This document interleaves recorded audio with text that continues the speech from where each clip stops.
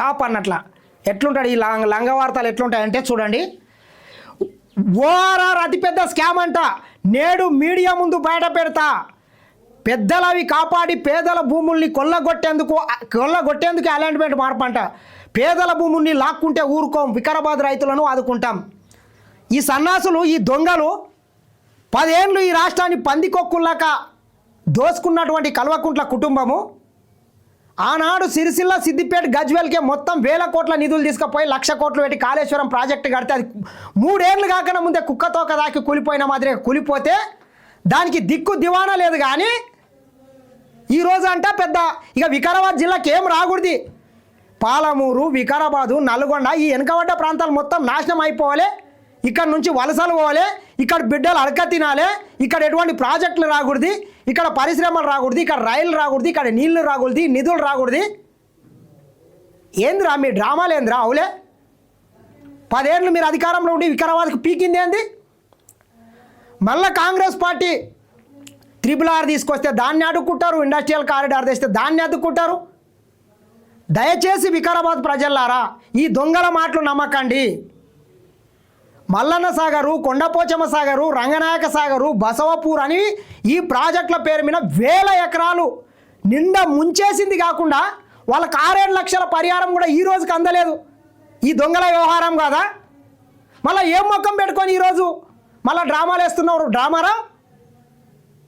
చీరి చింత కడతారు నీవు ఈ రకంగా డ్రామాలు వేస్తే బిడ్డ నీవు అనుకున్నావు.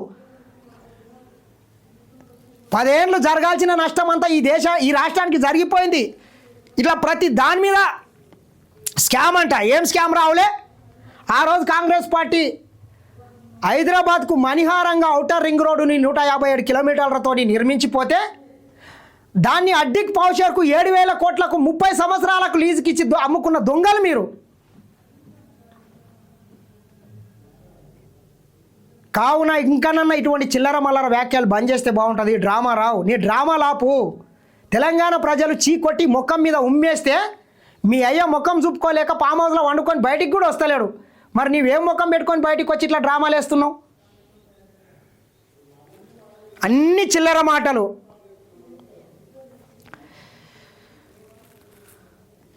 పేదల భూమిని లాక్కుంటే ఊరుకోమంట. పంచు, మీ అయ్యకి 600 ఎకరాలు ఉంది కదా, ఆ భూమి వంచు.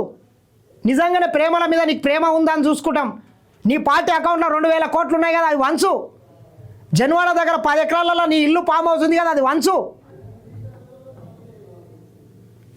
మీ కుటుంబంలోనే పంపకాలలో తేడాలు వచ్చి మీరు లంగ పని చేసిండ్రు, దొంగ పని చేసిండ్రు, 1000 కోట్ల రూపాయలు దోసుకున్నారు, అవినీతి జరిగిందని నీ తోపుట్టు నీ చెల్లెలే చెప్తున్నది. సిగ్గుదాపినోడా, మీ చెల్లెలకు సమాధానం చెప్పు ముందు.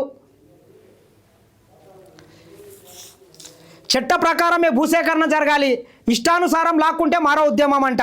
చట్ట ప్రకారం జరగకుంటే ఎట్లా జరుగుతుంది రా సన్నాసి? నీవు చేసినా, మీ అయ్య చేసినా, రేవంత్ రెడ్డి గారు చేసినా, నరేంద్ర మోడీ చేసినా, ఎవరు చేసినా ఈ దేశంలో ఉన్నటువంటి భూ సంస్కరణ చట్టం ప్రకారమే భూమిని సేకరిస్తాడు ఎవడైనా. ఎట్లా పడితే అట్లా గుంజుకోవడానికి మీ అయ్య 40 ఎకరాలలో ఉన్నటువంటి ఫామ్ హౌస్ 600 ఎకరాలు గుంజుకున్నాడా బెదిరించి? అట్లున్నది ఇడా. ఏం చేసినా చట్టానికి, న్యాయానికి లోబడే చేస్తుంది. ఈ దేశ రాజ్యాంగాన్ని గౌరవించే అది భూసేకరణ కావచ్చు, ఇంకోటి కావచ్చు జరుగుతుంది. అన్ని చిల్లర మాటలు మాట్లాడతావు సన్నాసి. ఖచ్చితంగా ఎవడు అవునన్నా కాదన్నా ఈ రాష్ట్ర ప్రజల్ని కావచ్చు, ఈ దేశ ప్రజల్ని కావచ్చు ఆదుకునేది కాంగ్రెస్ పార్టీ. మీలాగా 1000 కోట్ల ఆస్తులు సంపాదించుకోదు కాంగ్రెస్ పార్టీ. బడుగు బలహీన వర్గాల కోసం, పేదల కోసం, దళిత గిరిజనుల కోసం, కాడిత పీడిత వర్గాల కోసం, విద్యార్థి నిరుద్యోగుల కోసం కాంగ్రెస్ పార్టీ పనిచేస్తుంది.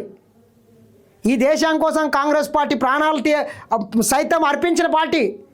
నీలా ఆస్తులు సంపాదించుకోవాలంటే 10 ఏళ్ళు దాటకన్నా ముందే నిజాం నవాబును మించినటువంటి ఆస్తులు మీ కుటుంబం సంపాదించుకున్నది. కానీ కాంగ్రెస్ పార్టీ ఈరోజు కూడా పార్టీ అకౌంట్లో నిధులు లేవు.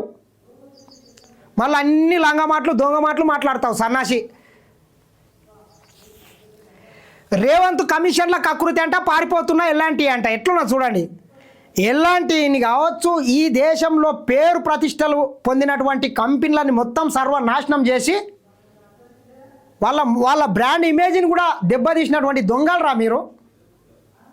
మీ హయాంలో అదే ఎల్ఎన్టీ కట్టినటువంటి మేడిగడ్డ ప్రాజెక్టు 1,00,000 కోట్లు పెట్టి ప్రాజెక్టు కడితే 3 ఏళ్ళు కాకుండా ముందే కూలిపోయింది సన్నాసి.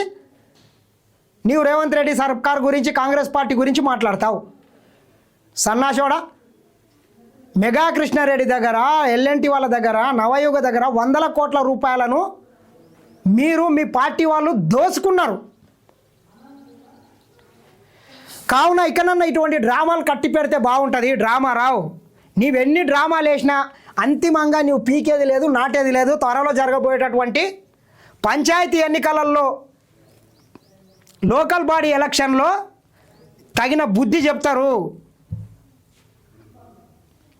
మీ అయ్యనే ముఖం చూపుకోలేకపోతున్నాడు, ఇక నీవేం చేస్తావో చూడాల్సిన అవసరం అయితే ఉన్నది.